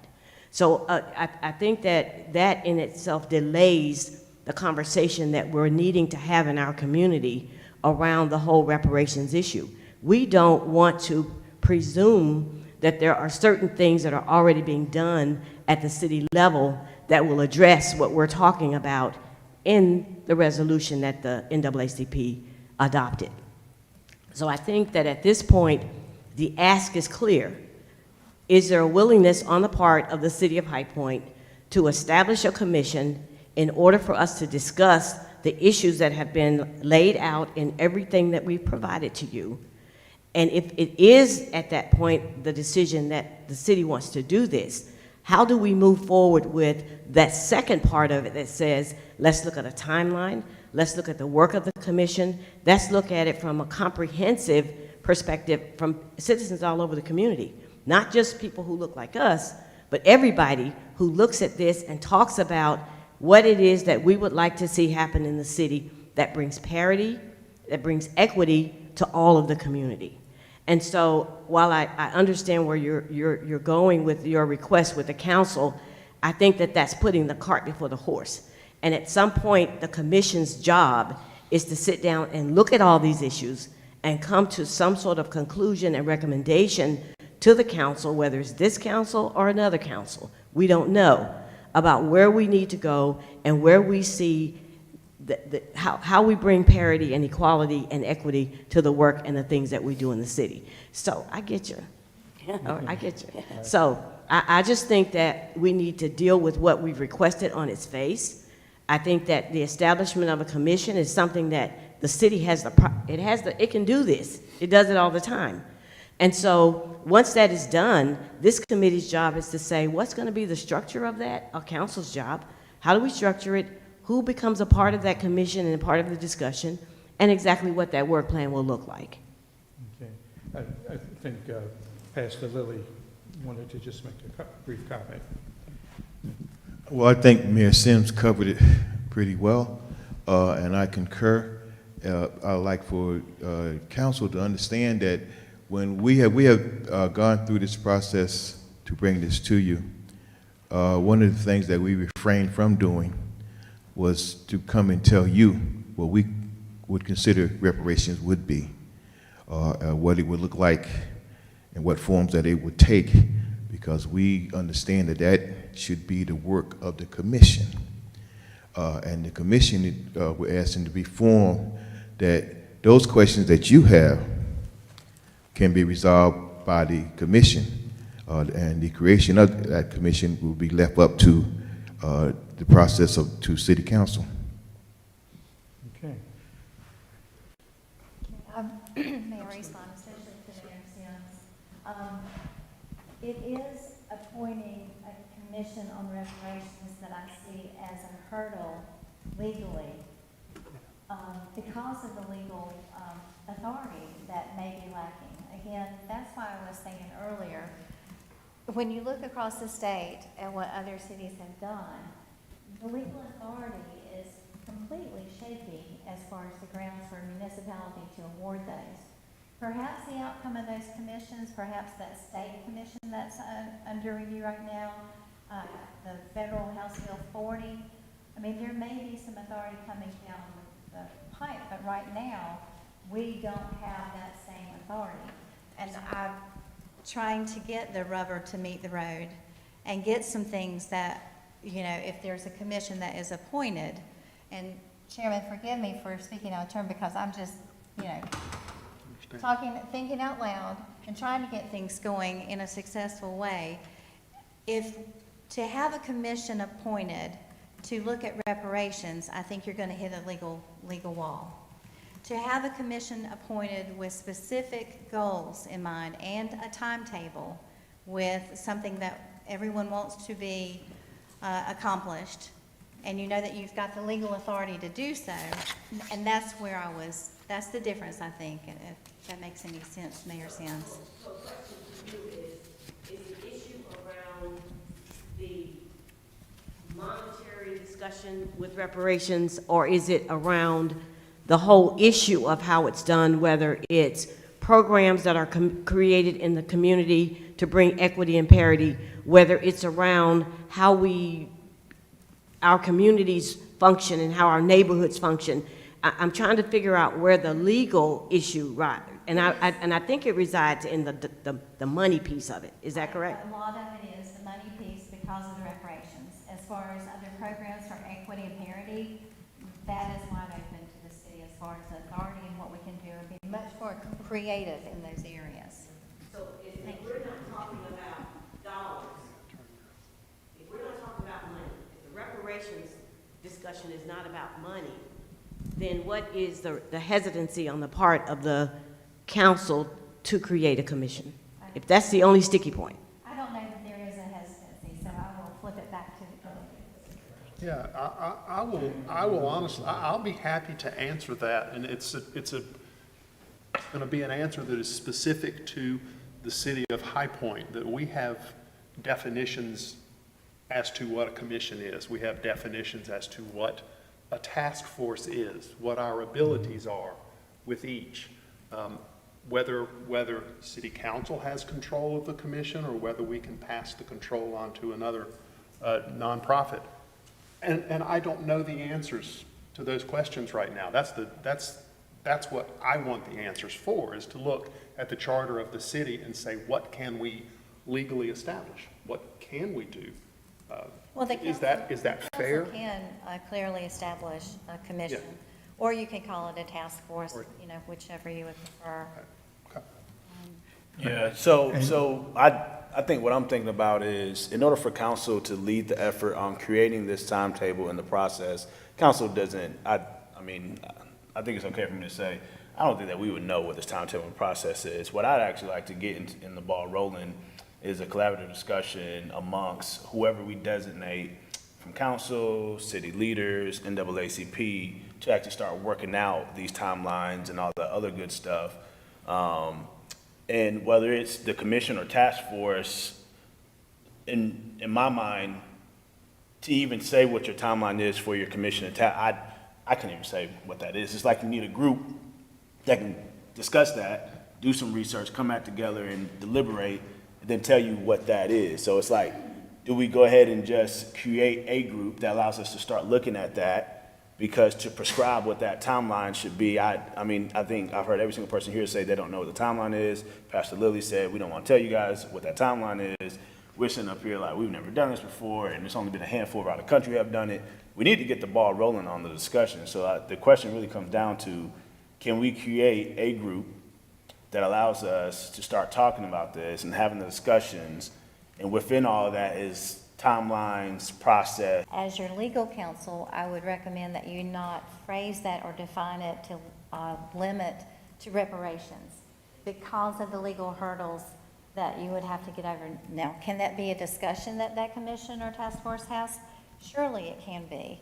My fear, my gut, based on the research that I've seen and what other cities are seeing, is that when you begin that conversation, you might not go as far as what you can do in other areas and that you'll see success with. Yeah, but the reparations term is not synonymous with money. The reparations term Right. has a much wider scope. And so really, I think as long as we're able to understand those couple of things as truth, we can say the term reparations and we have a ground to stand on, and that reparations is not solely meaning handing direct cash payments to folks. And not just a cash payment, though. Keep in mind of whatever service, you know, if you're thinking about services or anything like that, even though it might not be a cash payment to something or someone, there's still a monetary value that's attached to that. Right, understood. Ultimately, there's a lot to talk about. There's a lot to get the ball rolling in terms of timeline, in terms of process. We need NAACP, we need city, we need everyone working together. Ultimately, we want to just get the ball rolling. Might I ask a question as far as what you were saying a while ago about, you know, where and whom is going to be included in the conversation? That's something that this committee could discuss as well today. So to make the motion around a reparations discussion group, right? To make that motion that then goes to council, for council to vote on it, council says, yes, we can have that, and the council authorizes who to start pulling the people in and all the other good stuff. Can. And again, if you guys wanted to make that recommendation as to who that group or what the group would look like, you could do that today. And if I can make a comment, so, and I totally respect every single thing that y'all are saying. I'm part of that community builders with the YWCA. But honestly, when some people hear the term reparations, they immediately jump to money. I mean, I got calls after that last meeting, and, you know, it builds kind of like a, I don't know, like negativity. So I would love to do a commission, but maybe not call it reparations. I know that y'all might, I know, I'm sorry, I'm just saying what's coming to my heart, but calling it like an equity commission or something else. But I'm just telling you, sometimes words create hostility and anger. Like, you know, white privilege, people don't understand that. And I do. I've learned a lot, Bernita. You know, I go to a lot of those meetings. I've done all the REI training, and I've learned so much. I really learned that my aha moment was in Milwaukee with Jeff Golden and Chris Williams. Let me jump in on that. Okay. So education around terms is something that our culture just has to get more comfortable with. Right. Because truth be told, we could decide these terms are taboo and use all types of new ancillary terms, but truth be told, certain media outlets are going to spin whatever they want to spin. So ultimately, at a certain point, we just have to educate folks around what terms are. I have no issue with the term reparations. Thanks, Sarah. So the question then becomes, because I think, Chairman, ultimately, we take this to council and council votes on it. Council's got to vote that someone starts doing something, but we haven't identified who the someone is that starts doing something and what we've authorized them to start doing. You get what I'm saying? So this discussion now is more so around, do we at least have a chair of that task force right now? Do we say, hey, city manager, can we work with staff and NAACP and appoint a few council reps to start that group, get going before we appoint an actual chair? Like, ultimately, someone's got to start talking. We got to pick the who starts talking, what we authorize them to start talking about. My suggestion a few moments ago was to delink these two things. And we've come full circle. Let's do the commission. Let the commission decide or discuss all of these other issues. If the commission hits a brick wall legally, let it hit that brick wall and let it figure out what needs to be done. But the discussion needs to take place. There is a moment right now in our community, in our country, where these issues have to be addressed. And that's why I gave those examples. At the end of the Second World War, there was a moment where they had to address the issue of reparations for the Holocaust. And that's what it was called legally. The term is reparations. It's reparations for the comfort woman. It's reparations for the Native Americans. And so on and on. It's reparations for those who were forcibly sterilized in North Carolina. So if there are things that we have to figure out in the process, by the way, this is the first time we've come to the city council to do this. So we don't have the answers to all those questions either. But we have to start as you say, someplace. Right. So we ask you to approve a commission to go back to the full city council and say, we heard what they had to say. We think a commission is a good starting point. Okay. And it needs to be something that's dedicated to this issue of reparations. Right. Not mixed in with everything else. Okay. It needs to be dedicated to that. Right. And we can get to the other things. And I just want to remind us that reparations is not just about compensation. Right. The very first slides, we were very clear about what is it that we're asking for, right? A municipal apology and a proposal for reparations. If the commission meets and it only decides that, all we can do is an apology, then let's start there. Right now, there is no recognition in the city of High Point about the racial caste system and its impact on African American citizens. Let's get that out, because there's still people in denial about the continuing effects of that. Let's deal with that. Yeah. And so we're asking to create a forum to start these discussions. And we can work it out together as one community, as my colleague also points out, as one community, one High Point. Mr. Mays, I think we're on the same page about that. Again, Yeah. when we vote to approve a commission, it says, all right, now who takes the ball and runs? So I'm just gonna go ahead and say this. I'm gonna make a motion that we go back to council and recommend doing the commission, and that to start out on that commission, we have a council member rep. I'll volunteer myself to be that person. Mr. Jelani Biggs, who is our DEI officer here with the city, and a designated NAACP rep to at least be the inaugural members of that commission. And then we can figure out getting to the rest of the people, timelines, process, and all the other good stuff. That's my motion. And one thing it was funny when We you will then either need a added, second. Will you second that motion? in just a second, I'm going to say Can't something. talk until we second. Either Oh, really? I can't talk until we second? The right process is the second and then discussion. Okay. I mean, if you're going to follow the rules.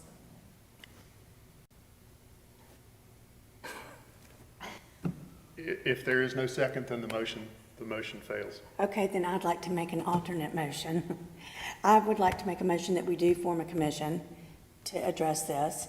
I loved what I was going to say earlier when you said one community, one High Point, and it says it here, one High Point. What I would like to do is make a motion that we do a one High Point commission to address these issues. Is that okay with you and you? I'll second it just so we can have discussion. Okay, all right. There's a motion and a second. Is there discussion? Yeah, so again, we're gonna go back and forth, and many people are gonna have opinions. I'm just gonna be honest with you. The one High Point Commission is a safe word today. In 3 months, you're gonna have people who vilify it because of the nature of it, because they don't wanna address it.